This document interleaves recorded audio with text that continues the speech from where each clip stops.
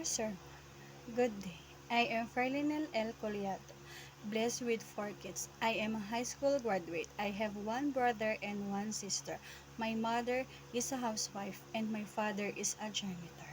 I work as a housekeeping in Manila for 3 years.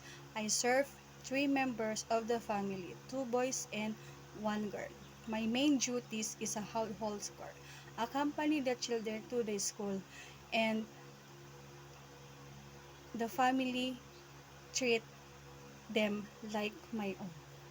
Sir, Madam, please hire me. I will do my very best to serve as my own family. I will be honest and loyal and hardworking.